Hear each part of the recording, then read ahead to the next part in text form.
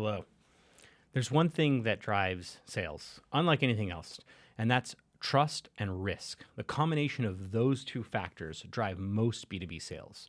And that is the more you trust someone and the less risky it is to test the solution, the better off that you're going to be.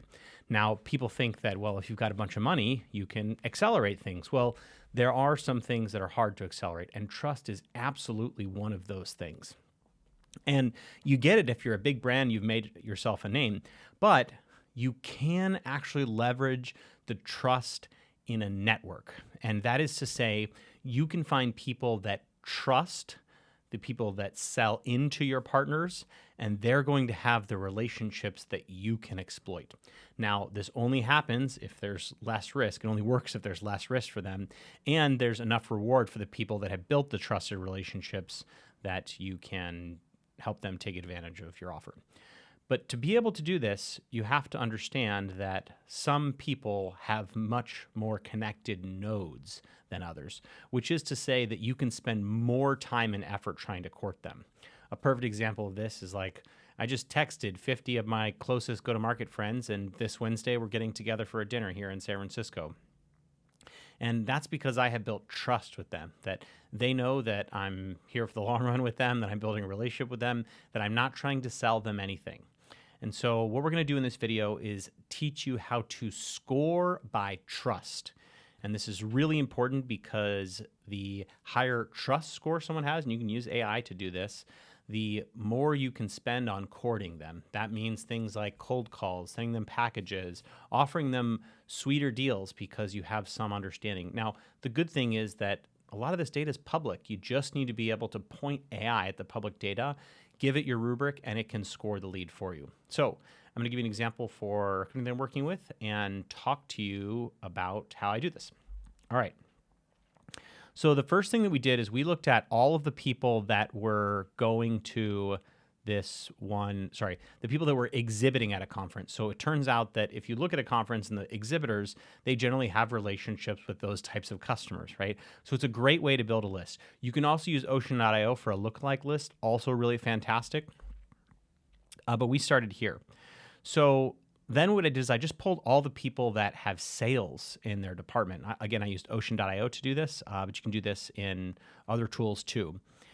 Once I did that, now we need to understand there's a lot of people here. I think we did 6,300 people that are in the United States that are in sales. Now, generally, we probably want to remove directors. They're going to be much more in line with the brand. So they're likely not going to, they also don't usually have direct relationships with the end customers. But now we need some way to sort this. We need to know who, right? This company has a lot of folks that work in sales. So is this sales manager? Is this territory sales manager? Like, these are all sales managers. So how would I determine if Phil is going to be a 10 times refer than Steven? Well, we can do that by looking at their LinkedIn profiles. So let's just look at Ian, for example. Now, he's been with this company a year and 3 months. But he came from respiratory care, and then he came from this laboratory. So if I look at this, he's been in the health industry his entire career. And because he's also been promoted, he's switched verticals here. So I now have a good training set to be like, Ian's probably a pretty good person to reach out to, because even if it's not just experience with Medline, he has other very specific skills.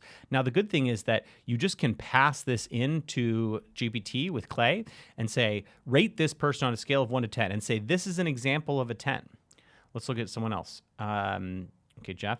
So he came from wine and spirits, and he's been there a year and 4 months. And I'd have to see what CMP means.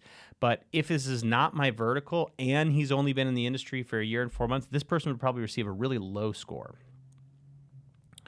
So this is radiology. So we're not actually targeting radiology in this case. So this would be a perfect example of a disqualifier, right? So radiology and anesthesia. So I know that this person is not necessarily selling into my market, so they would rate low. Inside account manager, I have no idea when this person started. We probably just don't have enough information to make a call. Same thing here.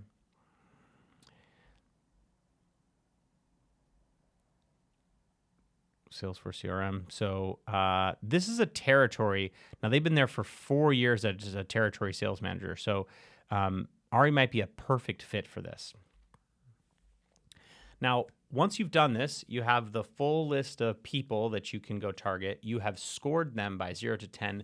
Now you need to deploy a partnership channel strategy, that partnership plus channel strategy together, that will help you activate the most important referrals, right? It's the 80-20 rule, right? 80% of the results come from 20% of the effort.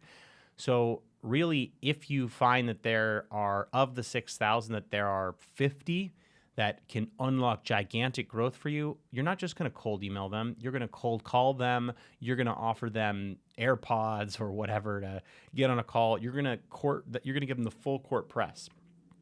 And as you start running down that segmented list, you're going to do fewer things with less and less high touch, right? You're just hoping to strike the lotto here as you get lower and lower with people that have been in the industry less or don't have as much specialties. So this is how you run a partner play. You take all the folks. Generally, a conference is a good way to go. These are people that want to talk to your ideal customers. Go find all of their salespeople and then offer them some sweet deal. And ideally, what you do is you take all of that content in your LinkedIn profile and push it to ChatGPT programmatically and ask ChatGPT to give you a score from 1 to 10. You can also ask for like wider bands in terms of what you're asking for instead of 1 to 10. So you can say like good, very good, or bad, which is generally enough. And GPT 3.5 can do this, and it's generally anywhere from 0.2 of a penny to half a penny. So to service that entire list is going to be less than $30 or something. It's so cheap.